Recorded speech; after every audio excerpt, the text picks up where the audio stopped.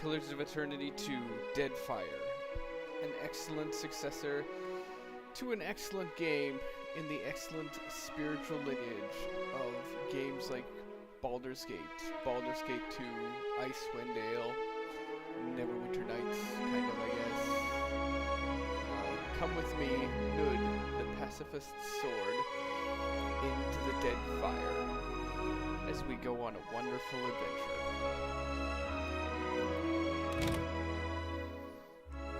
I'm gonna do this game on Classic.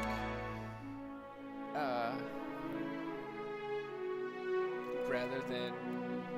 Yeah, this game isn't gonna be a game about, you know, me proving my worth at higher difficulties and getting the crap kicked out of me. So, yeah, we're gonna go on Classic. And we're gonna take a whole lot of Berath's blessings, as many as we can afford. As you can see, I've already played through some of the game. I have not completed either the main quest or any of the faction quests. I have not even gotten to the point in the faction quests where I sort of alienate all the other, or the other factions. So, but this will hopefully make it more fun for me, and thus more fun for you to follow along. My favorite blessing has got to be, of course, the bonus attributes, because I always like beefing up my skills a bit, and it makes the decisions on how to distribute my attributes a little bit easier. And I'll probably refer to them as skills every so often, even though they're actually attributes, and there is another thing called skills. So I'm gonna take some money. Mostly just so I can maybe afford a better ship earlier on. Gonna take some bonus skills, and I'm gonna take some more money. So, I like the unique item vendor, but the unique item vendor doesn't sell anything that I feel like I couldn't get in a similar version later in the game. Things like Explored World Map, it's just no fun. I don't want to know everything that's in the game before I even get to it. It's not difficult to sail about the world map. Fine equipment starting, I think that would just make things too easy. The only thing that kind of looks worthwhile here is Mythical Discovery. But as I wouldn't be able to afford bonus attributes if I took Mythical Discovery, then I just don't want it. Yeah, and things like Legendary Crew, I don't really need that. Loaded Pockets, I don't really know what that is. Yeah, I'm happy with our choices. Let's start a new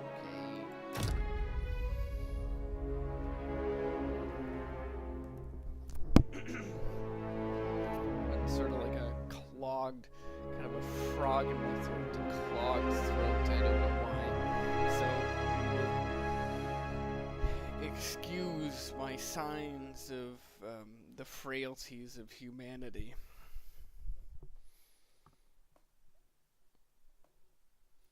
And these load screens might be a little bit every once in a while.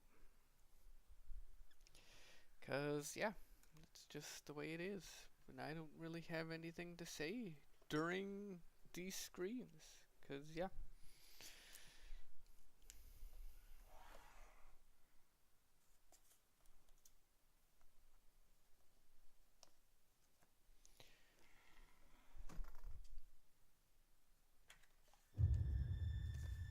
Eora, a world where mortals live, die, and are reborn through the turning of the wheel.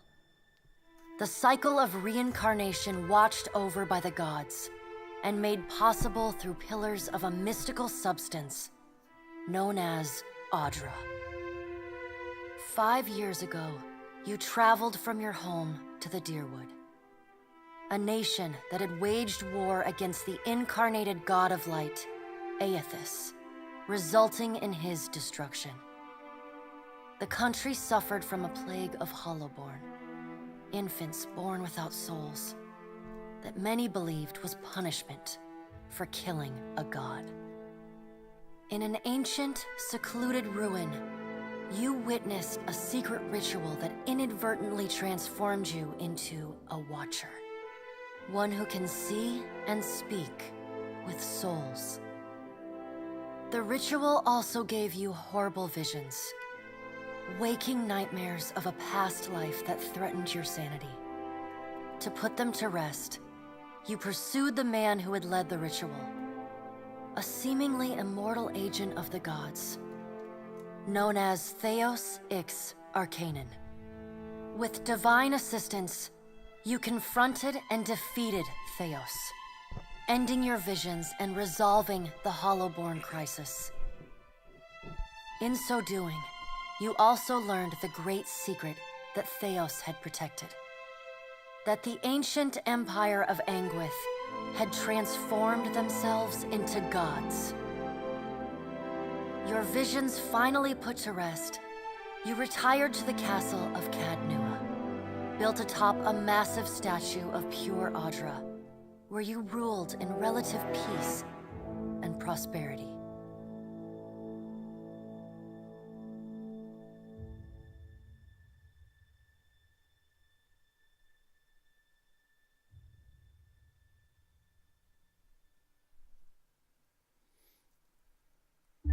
Made a nice story. You fixing up that old keep? Lifting the curse?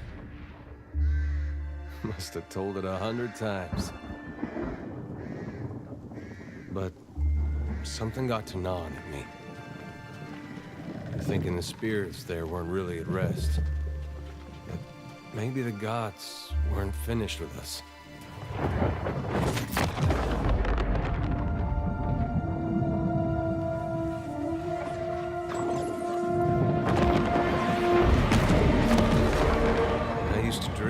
My God came back. He would forgive us.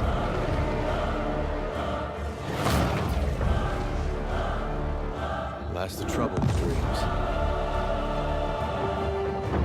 Sooner or later, we all have to wake up.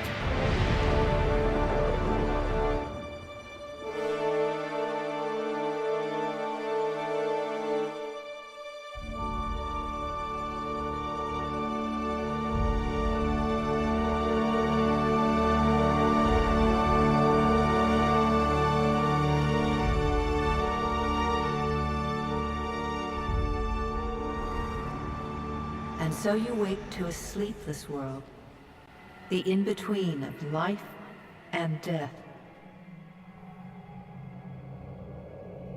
Follow your memories. You have been here before. You have seen past the shroud. You are a watcher now, and a watcher you will stay. A watcher sees souls, knows their pasts, and the souls see them back.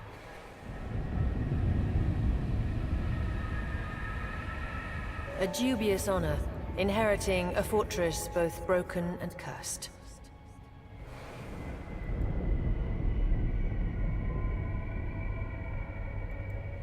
What is a god? A higher power?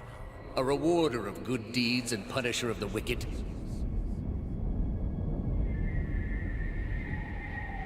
The gods aren't real, but something else entirely. Something created by people. I hate that statement. And did you ever consider that these were things you were never meant to understand? That their comprehension is beyond you?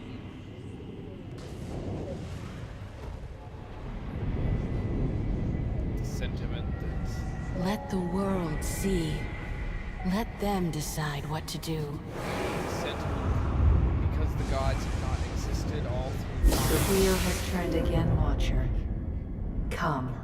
sort of without beginning, then they must not be real.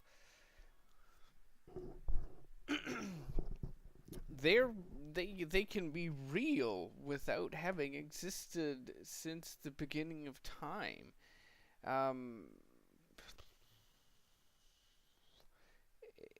It seems to be, if one were to look into the different, I guess, mythologies and traditions, several of the gods came into being. An aged dwarf shares this strange floating platform with you. His face is creased by so many wrinkles that his features lie buried amid shadowy pockets of skin. Still, the dwarf's well-practiced habits have left telltale tracks of a welcoming rictus across his visage. You can see his smile coming before it blooms, reshaping the dwarf's face from a hanging sack of flesh into something resembling an oddly carved, merry gore, replete with unhealthy bumps and discolored splotches. I mean, just look at the Greek gods. I don't remember the history entirely, but did they not defeat the Titans and to become gods? There was an evident becoming of the Greek gods, but no one was like, they're not real. I mean, I obviously disagree with this elven woman. Sit. Please. Thank you for joining us, Watcher of Cadnua. The gaunt woman seated at the table is clad in time-worn black armor that seems too massive for her to move in. This is the part where I get up and I'm like, you're not real! A pale, slender neck rises from the gorget, topped by a hollow face. The milky skin stretched across it is delicate and translucent, like parchment that has been scraped clean too many times. She is preoccupied with the arrangement of cards on the table between you. With each movement, her armor squeaks and groans as though bearing an incredible weight. She places a final card, gives a nod of satisfaction, and raises her eyes to meet yours. Your brush with the divine has drained you of your powers, fractured your memories. Look upon these cards. They represent the courses of your life. You alone know best how they flowed. Arrange them to fit what you remember.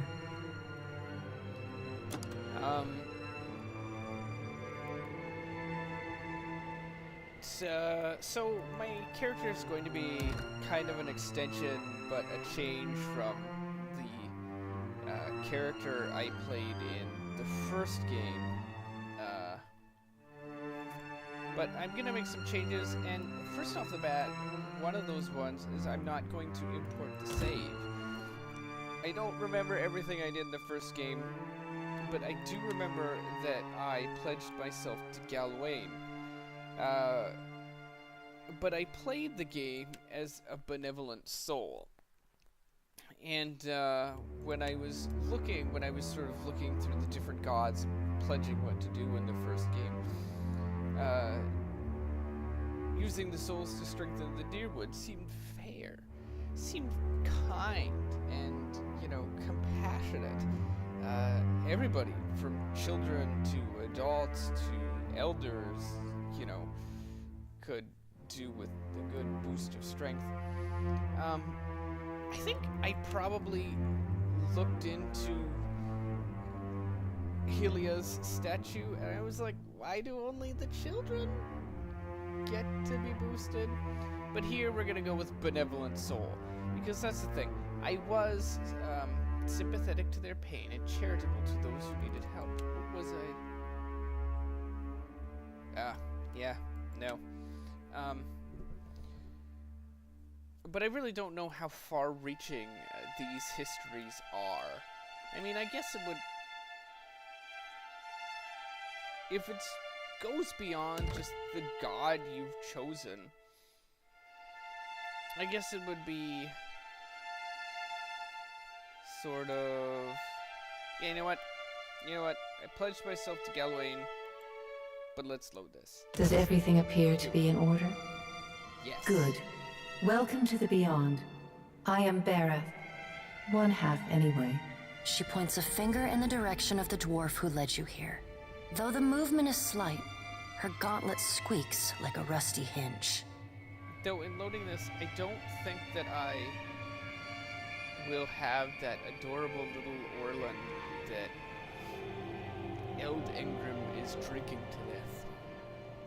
The dwarf's rictus returns as he nods in the woman's direction. The gods offered you boons in exchange for resolving the Hollowborn crisis. What did you do with the souls?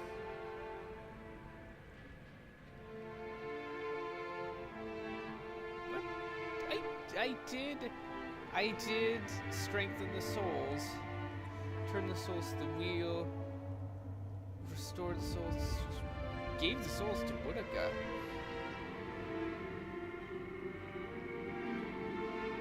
I did strengthen Tell the me, souls. do you remember when we last met?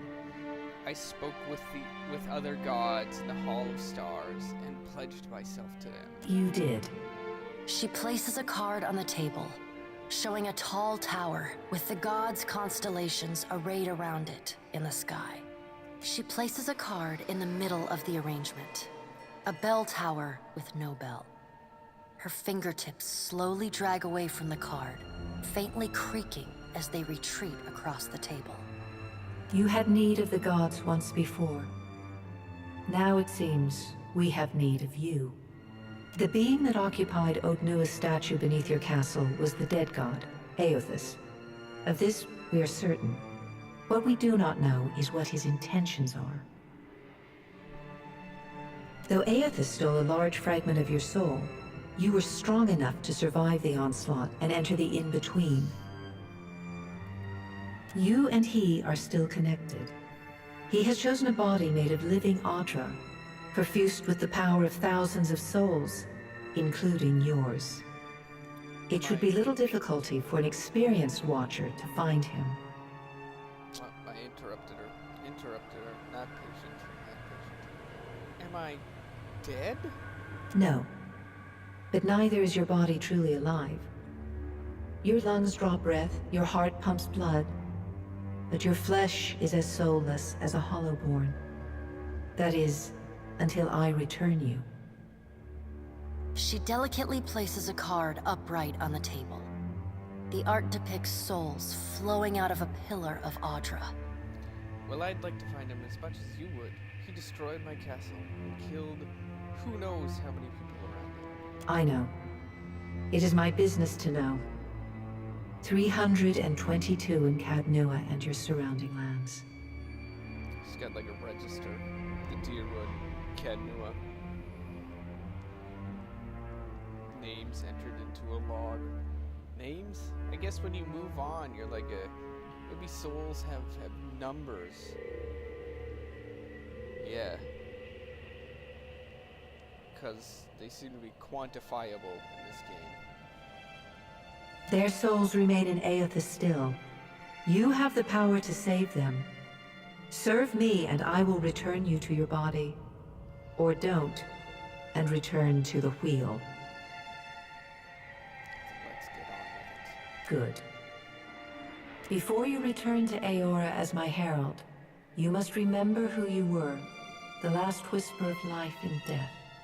For a moment, the sockets of her eyes darken, leaving the pits of a death's head gazing out at you. When you can picture your own face, the Beyond will lead you back to your own kind, to the world of mortals.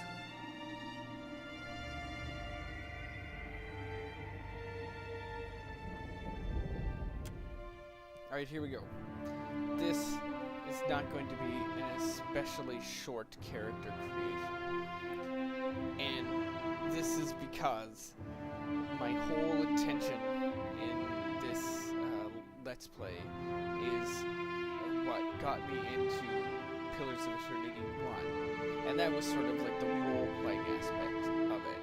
What I felt like Pillars of Eternity 1 expanded on from, you know, old games like Baldur's Gate, things like that, was how you could shape your character more so with your speech.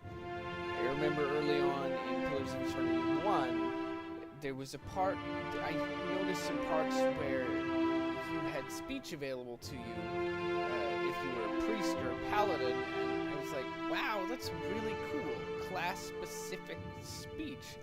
And I think that's about the time when I had decided that I was gonna play as a paladin. Saying that, that's my intention is not to create like me in the game, like me as an epic adventurer, but to create a character that we will follow together in an adventure with a clear vision of who that character is and what those characters' goals are.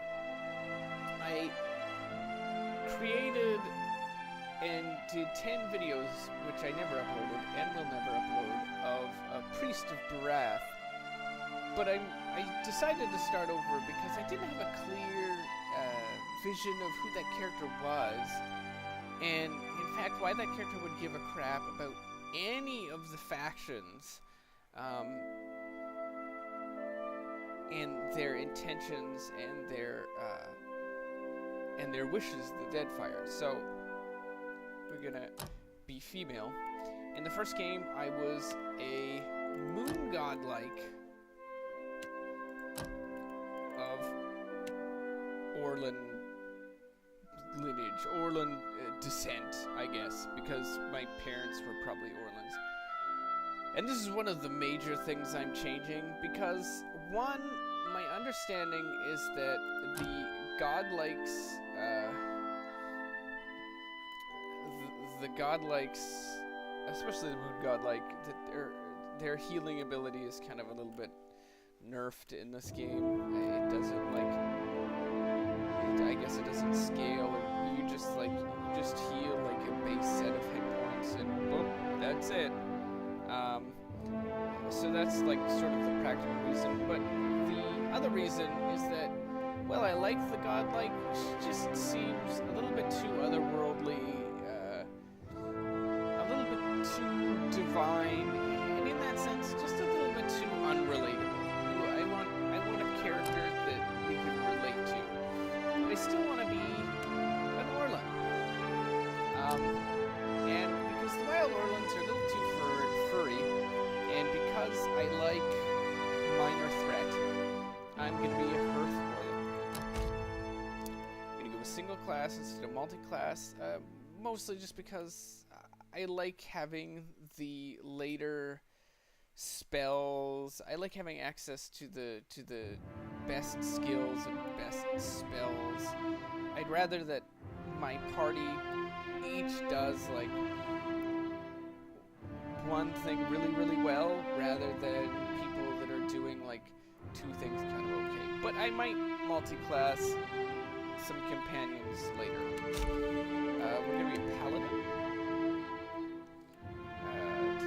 The Paladins are martial zealots devoted to a god or ruler or even a way of life. I'm not going to read the rest of this, but I am going to say that our little Orlan is pious, a believer in the gods, but not sort of following a specific god. We're going to be a kind wayfarer, so she's mostly motivated by her moral compass rather than her, allegiance to a certain god. Though, in chasing Eothis, it is with the intent to find out what Eothis is doing, because if there were any gods that she would most align herself with, it would be Eothis. So she doesn't really want to believe that Eothis' intentions are bad, but again, she's driven by her benevolence and kindness rather than by her belief in a specific god or whatever. And that said, two favored dispositions are benevolence and passion, and so she's a pretty headstrong, pretty like sort of hard on the sleeve sort of person. Boom. I'm gonna take Sworn Enemy, but I'll surely take Lay on Hands later. Since we've taken Berath's Blessings, we're gonna, after the character creation is over, we're gonna get a bonus of 2 to each of these. That'll make our Constitution 10, which is what I want.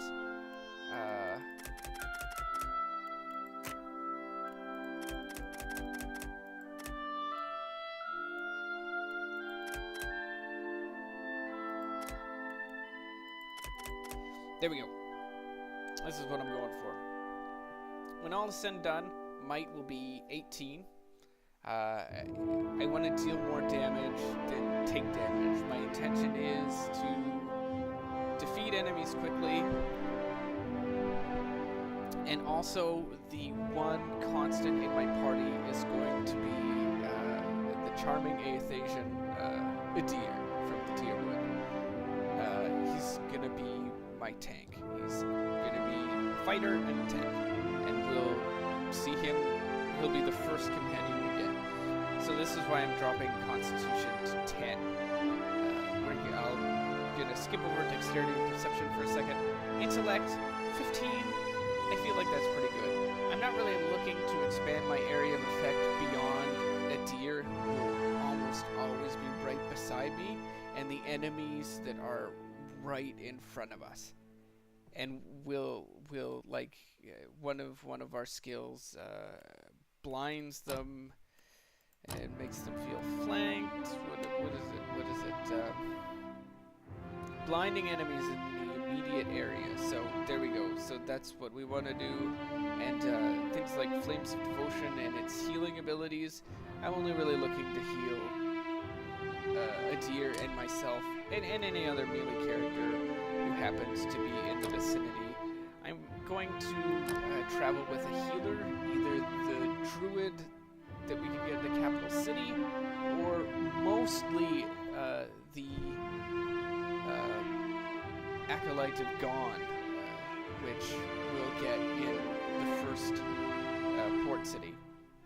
So that's why my intellect is not amazing, but good. Resolve.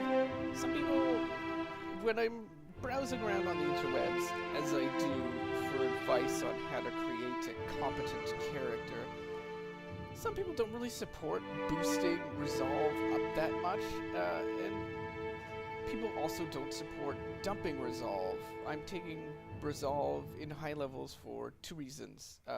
First and foremost would be the role-playing aspect. I guess they both related to the role-playing aspect. So first and foremost is the role-playing aspect insofar as a small, slender Orlin from humble beginnings.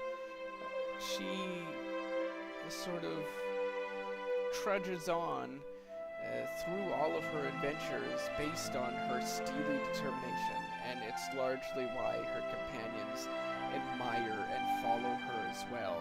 And also, sort of from a gameplay perspective, but also from a role-playing perspective, I want her to be able to pass almost any resolve check in the game.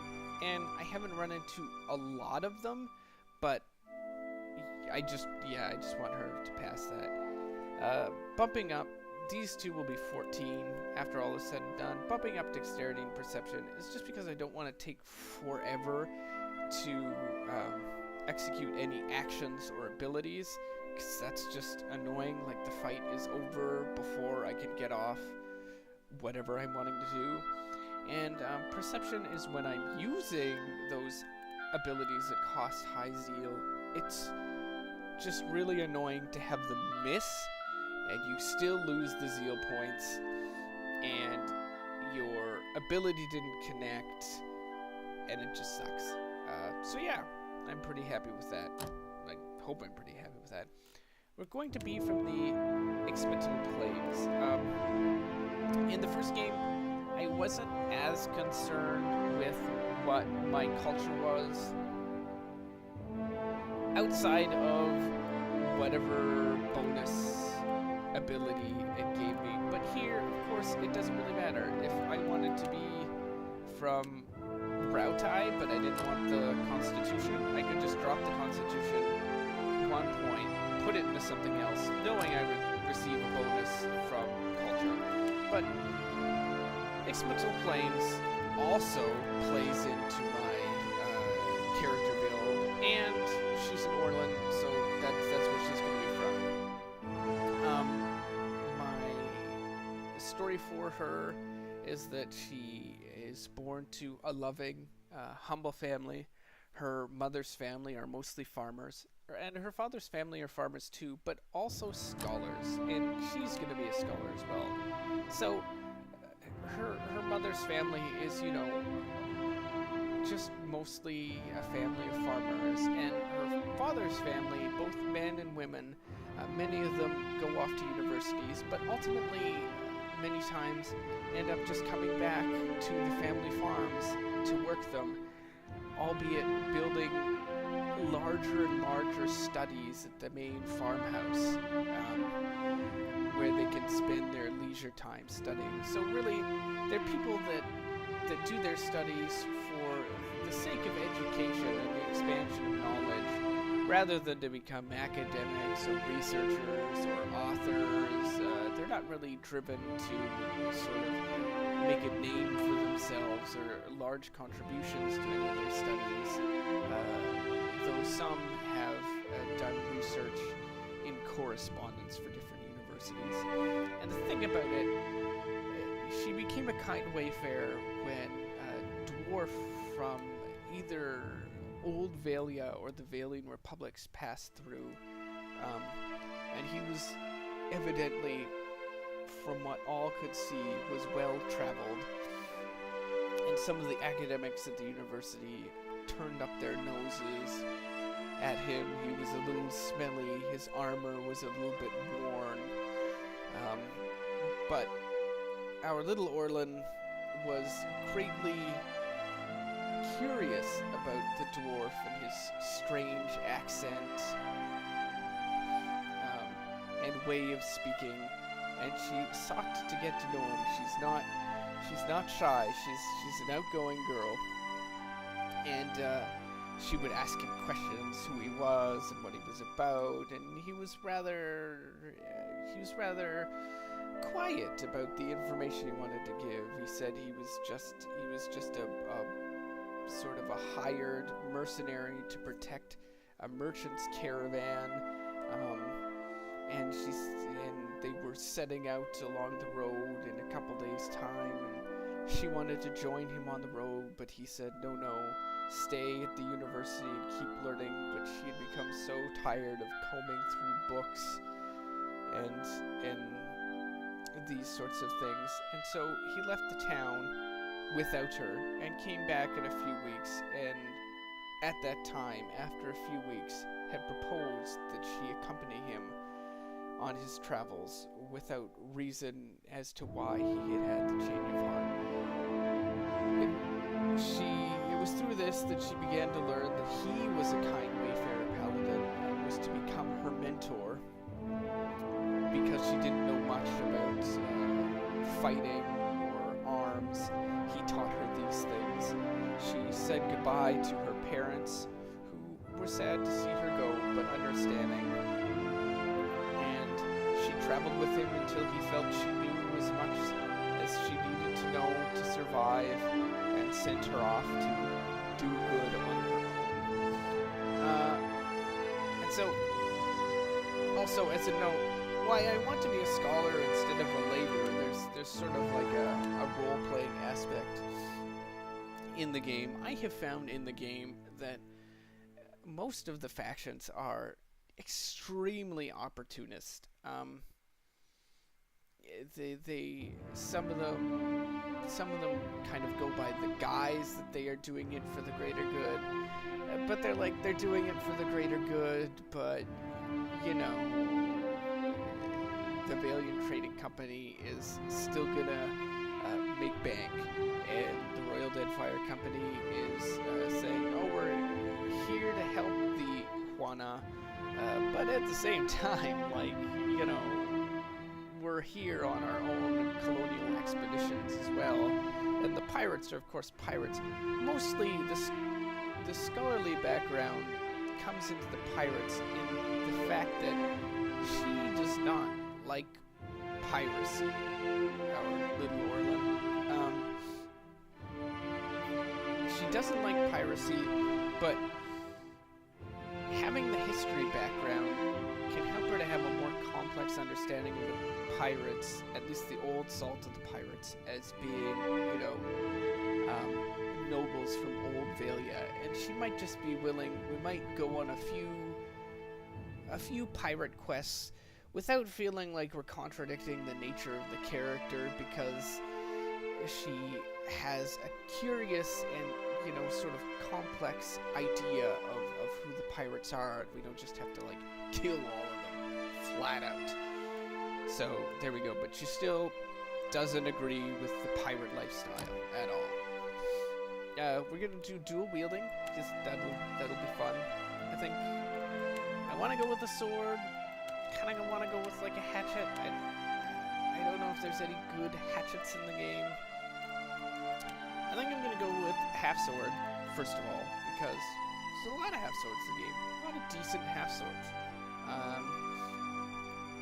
I'd also like to go with the hammer.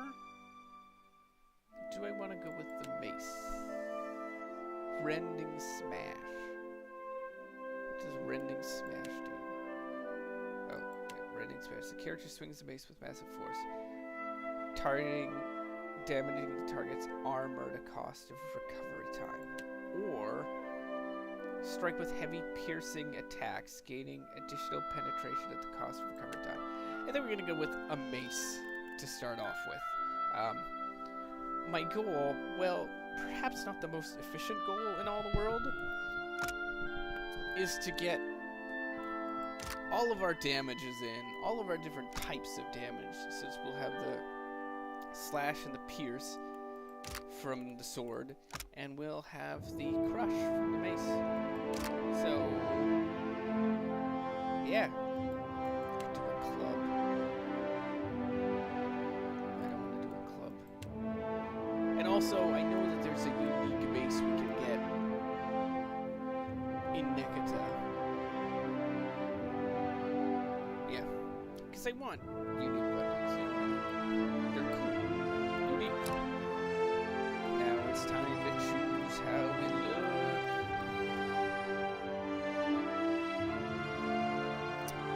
We are going to go with, I have added a few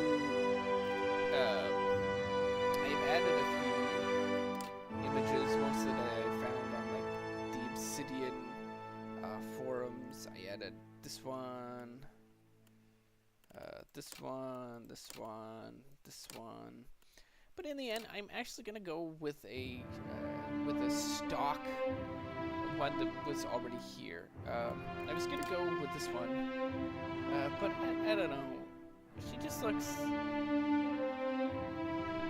a little bit too human, I guess. We're gonna go with this one. The only thing I don't like about this one is the watercolor portrait. During conversations, she really looks like an old lady. Not whoever the artist did that watercolor portrait. I don't mean the artist at, you know, Obsidian. I mean, like, the artist in Eora who had her sit for that portrait. Like, get your money back, girl. He did not do a good job. Yeah, we're gonna do the head first. I'm gonna do head number 2. I'm gonna have. Damn, that is a beat up face. I'm gonna do head number 2. I'm gonna do this hair, but I'll probably change the hair a couple times throughout the game. Just because, you know, girls gotta stay fresh. I'm gonna choose blue and yellow for her colors of her clothes. I don't know, they seem like sort of noble, virtuous colors. You know, maybe yellow symbolizes light, and blue maybe symbolizes some sort of, I guess I'm thinking like nobility. Maybe I'm just thinking of like the stock human colors from games like Warcraft.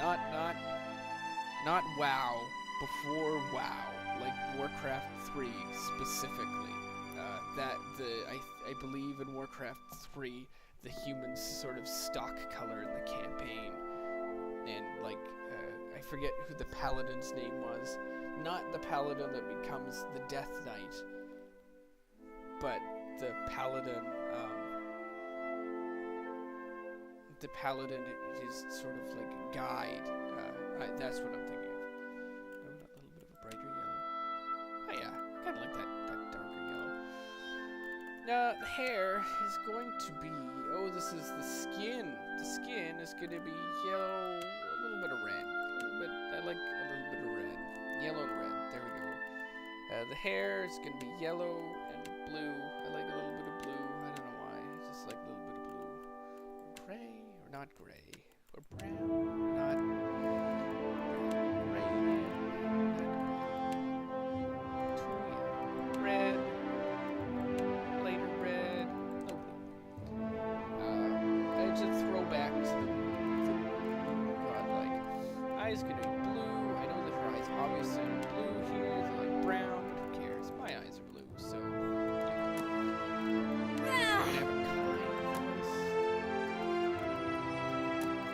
Not a sound. Yes? I'm flattered. Pose is gonna be heroic. We can be energetic. What is energetic? We're energetic. I like energetic. Though it doesn't seem energetic. Heroic is like over the top, right? I'm like, oh, here I go. Sassy, what's sassy? Nah, we're not really sassy. Savage.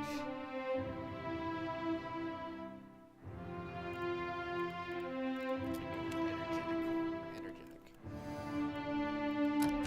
Okay, so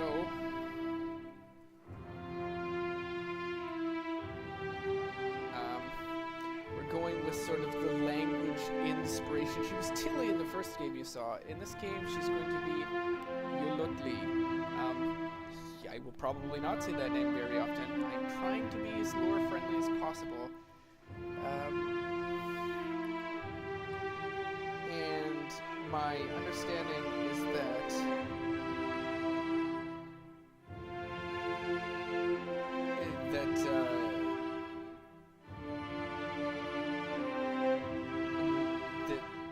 that these names are based on like the Nahuatl sort of language. Probably not Nahua people. I'm on my cell phone right now looking this up. Anyways, I'm trying to be lore friendly. I'm not gonna pronounce a lot of this right, so excuse the mispronunciations. And the name means heart. Oh, isn't that beautiful? And there we go. Let's start. I'm just gonna kick some butt on this pirate ship that we're gonna be at here real quick. Go forth now, Watcher, as my herald. Know that I do not give you this title lightly. When the time comes, you will have the power to reveal the souls that cling to you, to open the gateway from the in-between to the waking world. Look at that. That just, this isn't good.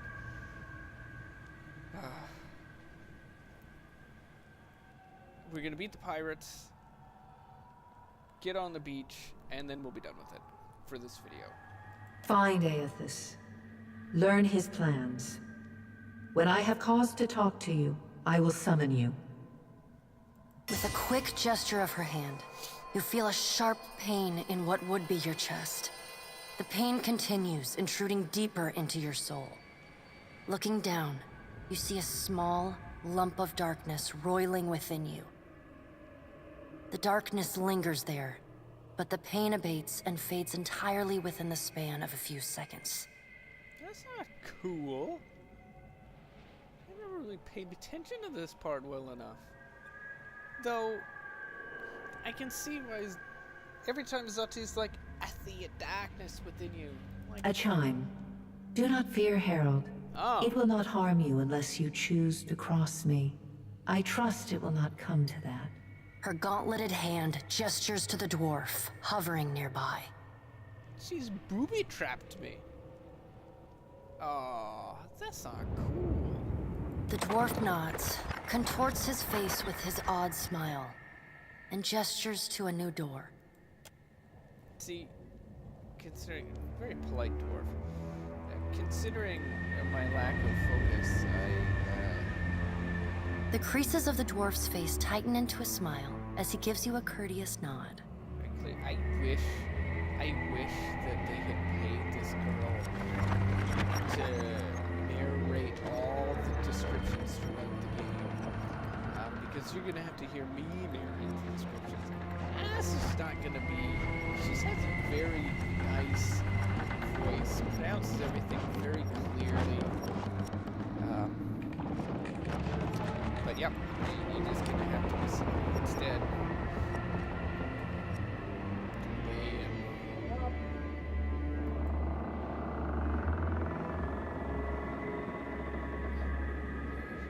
A body. Yolotli's body. I guess, yeah.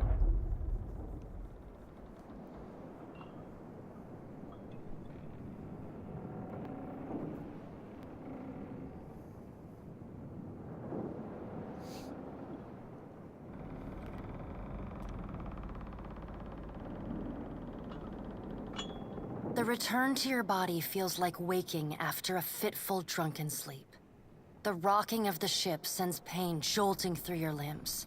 Crashing waves hammer inside your skull. Look at all the money I've gained.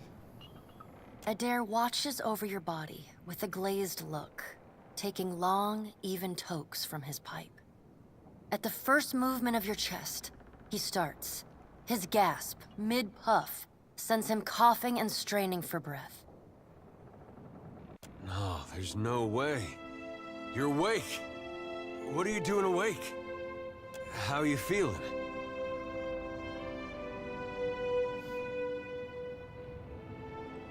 Alive. Alive. Alive's a big improvement. Yeah, it is. I hate to cast a pall over your recovery, but I'm afraid I have some bad news for you. The voice echoes from inside the bust. The remains of the steward of Cad Nua. You remember Cad Nua, don't you? Cad Nua has been destroyed. Eothis possessed the statue of Maros Nua and rose from the ground, consuming the souls of all nearby. It is only by the exceptional strength of your soul that you survived. And even then, just barely. The further Eothis withdrew, the weaker you became. We chartered this ship and followed him to the Deadfire archipelago. Oh, this is probably a good time to stop and explain that, well, I never actually completed Tyranny because I did not like it as much. They have drawn some of the best aspects from the sort of user interface in Tyranny, in the fact that I can just hover over keywords like Eothis. If I wasn't paying attention up until now, or if this is my first time hearing about it, I can just hover over it and look, there's a wonderful description. The game assumes that I know what the Deadfire archipelago is, and I do, because I can read it. It just... There's...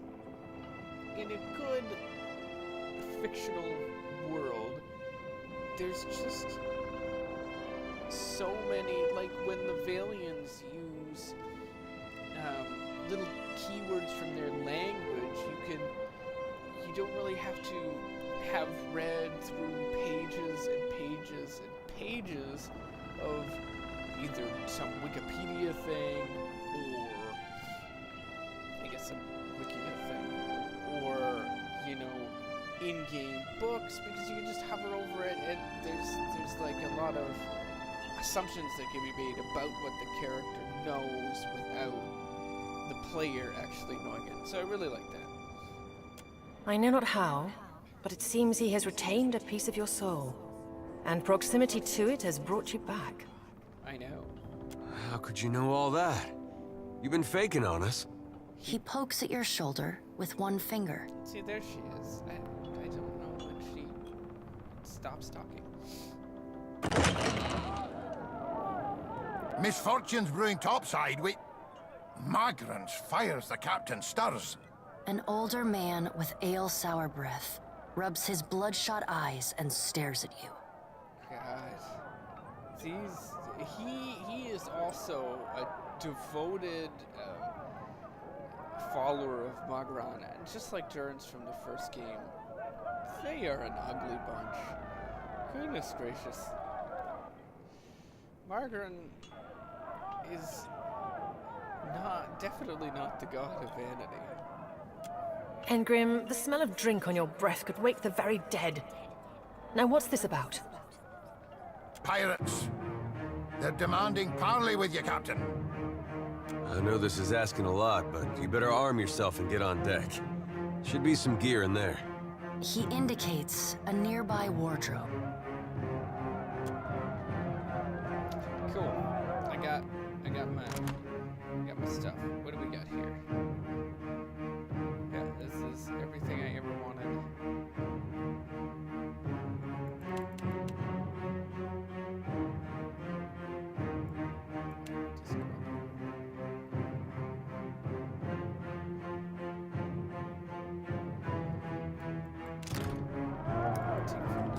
This guy here. All right, now make some use of it.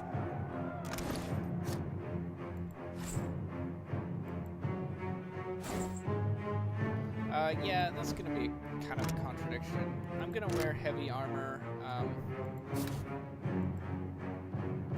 even though, as we said, it's gonna slow me down.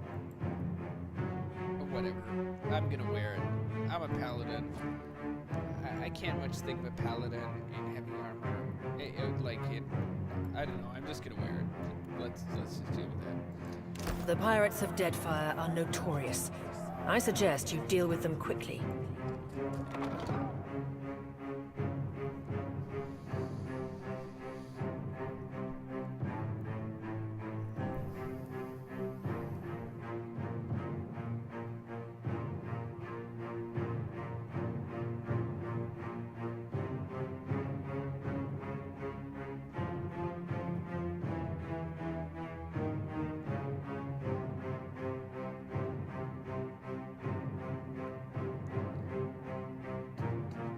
Well, it might take us a little bit of time to deal with them because we're stuck in this loading screen.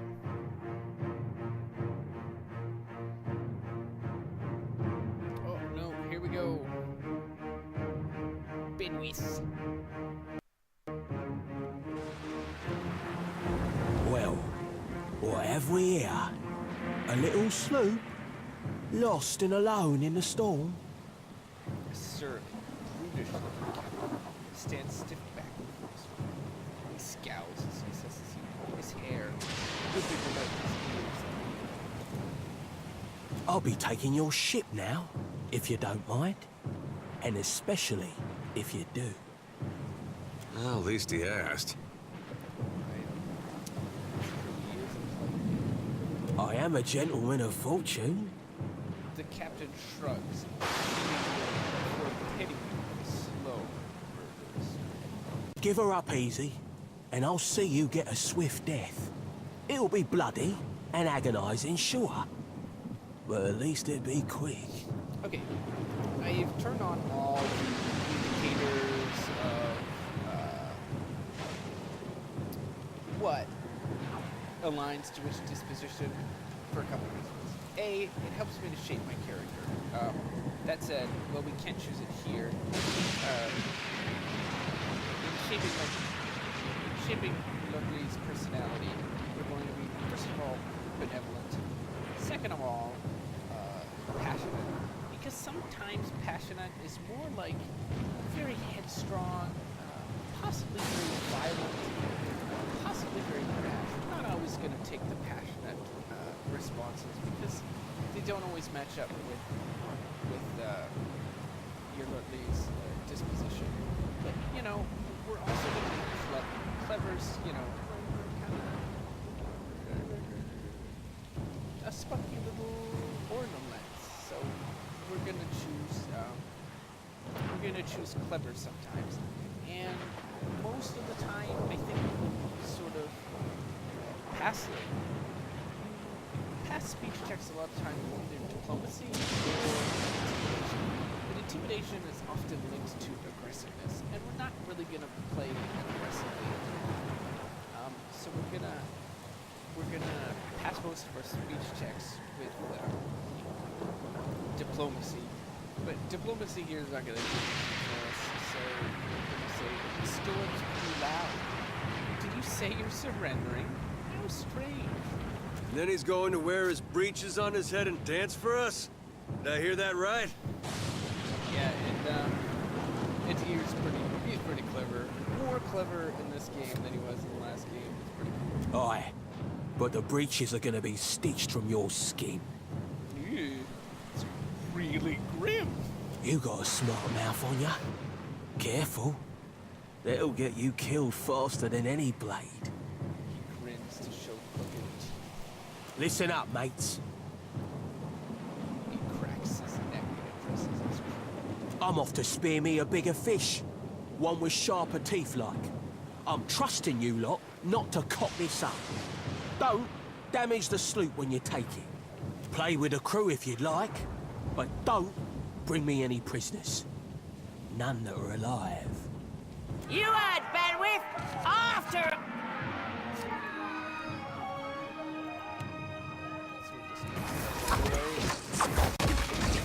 Defend the ship!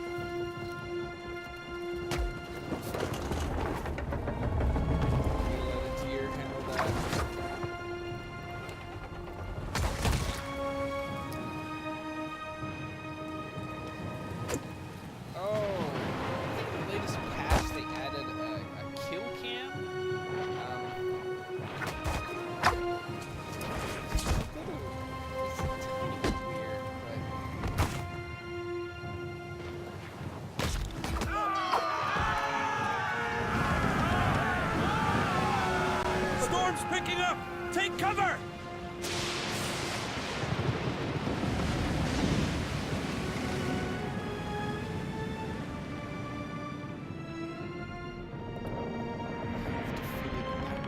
But you're not out of trouble yet. The storm picks up, lashing your ship and driving you dangerously close to a rocky shore. The Defiant's crew hurries to reduce sail and batten down the hatches. They work quickly, but the ship is still listing heavily.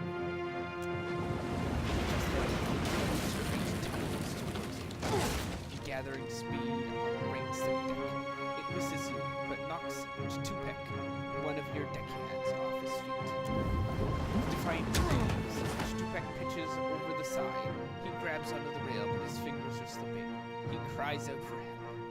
Meanwhile, the runaway crate totters on the edge of the deck, ready to plunge over. You recognize the symbol on the front and realize it's likely contains the salvage from Kenmure, your keeper. Rescue Tupek.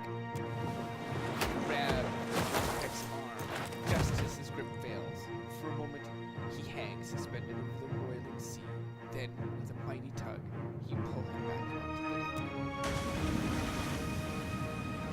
You hear him splash the great Kenmure is gone. Tupek, meanwhile, nods in gratitude and hurries to his station.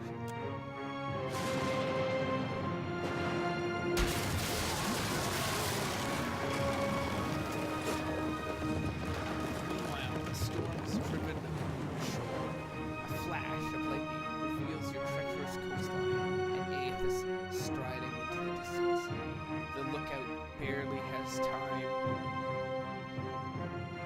to shout a warning before the Defiant runs aground. The impact throws you on the deck and into a froth of waves, bodies and splintering debris. You struggle towards the beach just ahead, even as the surf tugs you towards the open sea. Kick and paddle with all your might until at last you feel the sand between your fingers. Pulling yourself ashore, you collapse.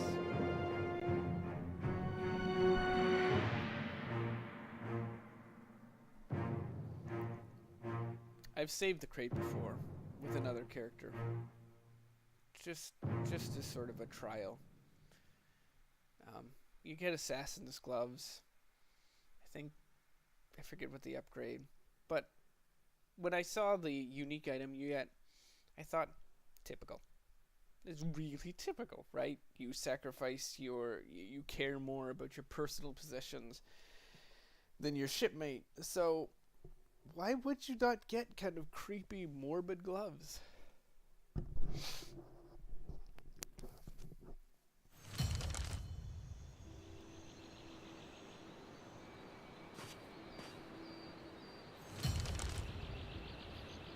You've been getting a lot of sleep so far on this trip. I'd have woke you, but you look so peaceful with your face in the sand. A deer runs his fingers through his hair and removes a strand of seaweed he finds lodged there. He examines it closely and tosses it into the sand. If you're worried about the ship, you can stop worrying. It's wrecked right over there. He points out the Defiant, despite it being difficult to miss from your vantage point. So far, it's just you and me and the chair lady over there. A deer nods towards something further up the beach. It's a relief to see you awake, my lady. I worried you were in for another long sleep. Your steward appears to be lodged between some rocks. Despite this, her tone is warmly cheerful. We're gonna choose I hate boats. Yolotli doesn't like the Deadfire. As I said in the character creation, a lot of the people in Deadfire are very opportunist. She's annoyed that no one wants to do good for the sake of doing good. And yeah, she doesn't like the Deadfire. I hate boats. Shh! It's right behind you. Unfortunately, I believe we'll be needing the Defiant yet. Unless you mean to settle down on the island for good. Well, there's a thought. Any help here, Berath?